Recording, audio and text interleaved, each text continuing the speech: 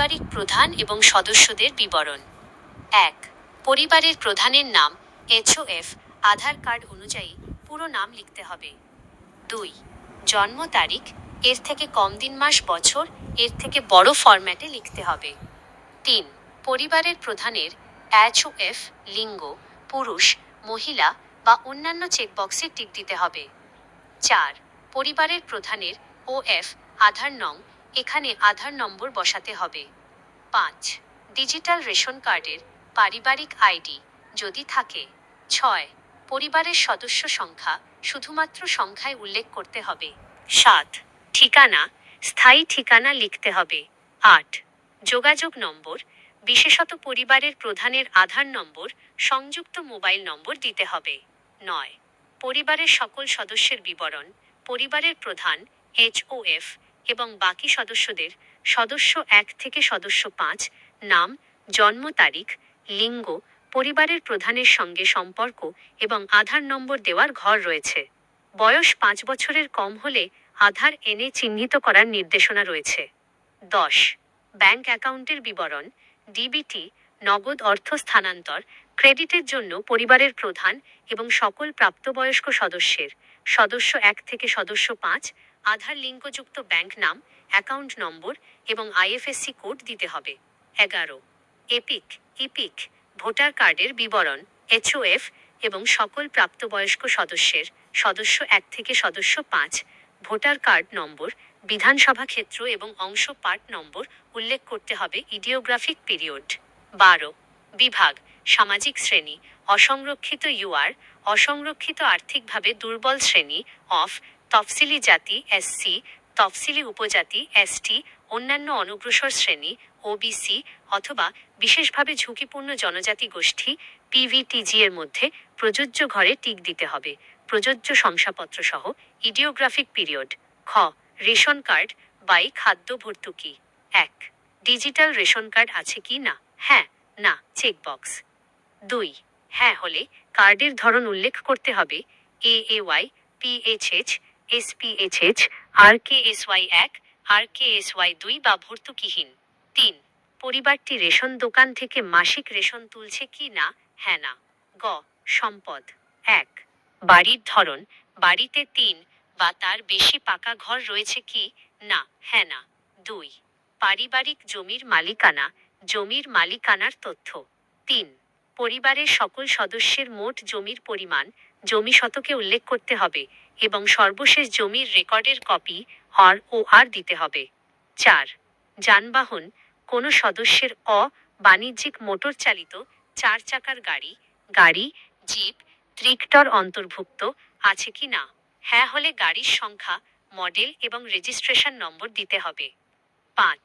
পরিবার ভিত্তিক সদস্যদের স্বাস্থ্য বীমা আছে কি না না বাই হ্যাঁ হলে সরকারি বা বেসরকারি বীমার অঙ্ক সাম এশিওর্ড এবং প্রিমিয়ামের বিবরণ HOF এবং সদস্য ১ থেকে সদস্য ৫ পর্যন্ত দিতে হবে।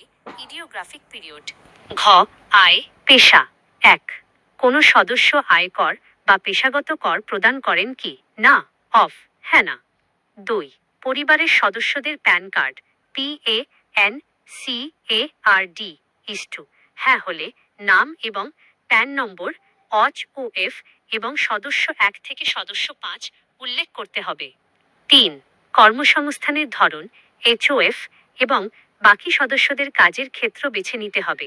সরকারি ক্ষেত্র বেসরকারি ক্ষেত্রে বেতনভুক্ত কর্মচারী সংগঠিত ক্ষেত্রে স্বনিযুক্ত আংশিক সময়ের কর্মরত PARTTIME অসংগঠিত ক্ষেত্রে স্বনিযুক্ত যেমন কারিগর শিল্পী কৃষক পরিযায়ী শ্রমিক বেকার বা অন্যান্য।